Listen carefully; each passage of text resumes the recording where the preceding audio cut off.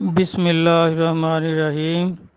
آج کا سوال ہے کہ بزرگوں کے نام پر جو جانور ذبح کیے جاتے ہیں کیا جائز ہے؟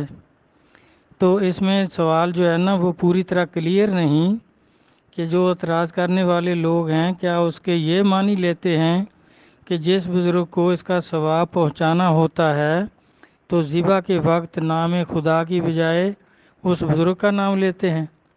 تو یہ مسلمانوں پر الزام ہے، کوئی فرقہ بھی ایسا نہیں کرتا۔ ذبح کے وقت سب لوگ بسم اللہ اللہ اکبر ہی کہتے ہیں اور چھری صحیح تکبیر کی جگہ پر چلا دیتے ہیں۔ وقت ذبح بسم اللہ یا نبی، بسم اللہ یا ولی، کوئی ایسا نہیں کہتا۔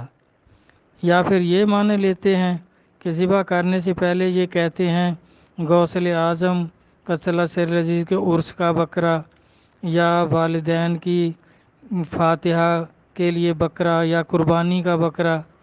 تو اس طرح کہنا یہ بالکل شرک نہیں، کیونکہ جس کے لیے جانور ذبح کیا جائے گا وہ مہمان ہوگا یا کوئی اولیاء کرام یا انبیاء علیہ الصلوۃ والسلام یا والدین، ان میں سے کوئی ہوگا، اور یہ بات چھپی ہوئی نہیں ہوگی۔ جو جانور ذبح کر رہا ہے اس کے علم میں ہوگی کہ مہمانوں کی ضیافت کے لیے ذبح کیا ہے یا کسی بزرگ کے ایصال ثواب کے لیے کیا ہے۔ اس نیت کے بغیر خام خواہ ذبح کرنا وہ تو صرف کسائی کا کام ہے کہ اپنی دکانداری کے لیے بیچنے کے لیے جانور ذبح کرتا ہے اور گوشت بیچتا ہے، چاہے کوئی اپنے کھانے کے لیے، چاہے مہمانوں کے لیے، چاہے ختم شریف کے لیے، چاہے جس مقصد کے لیے بھی لے جائے، کیونکہ ذبح کرنا عقل مند اور سمجھدار آدمی کا کام ہے۔ تو عقل مند آدمی کا کوئی کام بغیر کسی ضرورت اور مقصد کے نہیں ہوتا۔ اس میں بڑے بڑے جو مفسرین ہیں وہ کیا کہتے ہیں، تفسیر جلالین میں ہے کہ اگر ذبح کے وقت بسم اللہ اللہ اکبر کہہ کر چھری چلائی تو یہ صحیح، جائز اور عین حلال ہے۔ ذبح سے پہلے یا بعد اس جانور پر کچھ بھی پکارا گیا ہو یہ حلال ہے، اس سے کوئی فرق نہیں پڑتا۔ اگر پہلے سارا سال اس جانور پر اللہ کا نام پکارا جائے کہ اللہ واسطے چھوڑا ہوا ہے، اور ذبح کے وقت بسم اللہ اللہ اکبر کی بجائے کسی اور ہستی کا نام پکار کر چھری پھیر دی تو حرام ہو جائے گا۔ اور کئی کتابوں میں ہے، ہدایہ میں ہے، اگر ذبح کے وقت بسم اللہ محمد رسول اللہ کہے گا تو ذبیح حرام ہو جائے گا، اور ذبح کے پہلے یا بعد غیر حق کے نام کا ذکر کرنے میں کوئی حرج نہیں۔ تفسیر احمدی یہ مولویوں کی بڑی کتاب ہے، اس میں بھی لکھا ہوا ہے کہ اولیاء اللہ کے لیے جو نظر بیل، گائے اور بکرے کی مانی جاتی ہے، جیسا کہ ہمارے زمانے کا رسم و رواج ہے، تو یہ پاک اور حلال ہے، حرام یا شرک نہیں ہے۔ قرآن پاک سے ثابت ہوا کہ قربانی کا بکرا کہنا، بکروں کے عرس کے لیے جانور چھوڑنا، بزرگوں کے عرسوں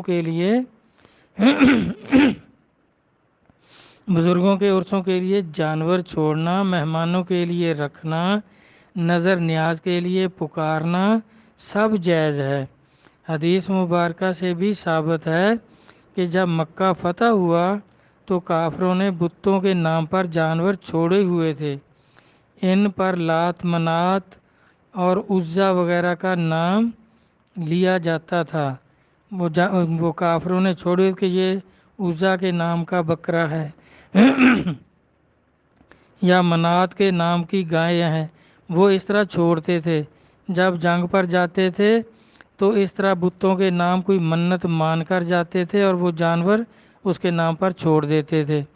تو جب مکہ فتح ہو گیا تو صحابہ نے حضور نبی کریم صلی اللہ علیہ وسلم سے دریافت کیا کہ تو آپ نے فرمایا کہ ان کو جو جانور انہوں نے بتوں کے نام پر چھوڑے ہوئے ہیں ان کو ذبح کرو اور کھاؤ۔ اسی طرح غزوہ حنین میں بھی بہت زیادہ بھیڑ بکریاں، گائے اور اونٹ وغیرہ مال غنیمت میں آئے تو وہ کفار کا مال تھا۔ سب صحابہ کرام میں حضور صلی اللہ علیہ وآلہ وسلم نے تقسیم فرمایا، اور سرکار صلی اللہ علیہ وآلہ وسلم سمیت سب نے استعمال فرمایا۔ سرکار مدینہ صلی اللہ علیہ وآلہ وسلم نے یہ نہ فرمایا کہ بتوں کے نام پر چھوڑے ہوئے جانور حرام ہیں، ان کو چھوڑ دو۔ تو اس طرح ثابت ہوا کہ جب بتوں کے نام پر چھوڑے ہوئے جانور وہ اس کو ذبح کر کے صحیح طریقے تکبیر کر کے کھا سکتے ہیں، تو پھر اولیاء کرام اور نبیوں کے نام پر یا والدین کے اصال ثواب پر چھوڑا گیا جانور، اس کو بھی صحیح تکبیر کر کے اس کو ذبح کرنا اور اس پر نیاز فاتحہ کرنا، اس کا ثواب جس کو چاہو بخشنا، تو یہ بھائی عین جائز ہے۔ یہ بالکل کسی طرح بھی نہ شرک ہے، نہ یہ حرام ہے، نہ مکروہ ہے۔ تو اللہ تبارک تعالیٰ اولیاء کرام کے کلام کو سمجھنے کی توفیق عطا فرمائے۔ اللہ حافظ۔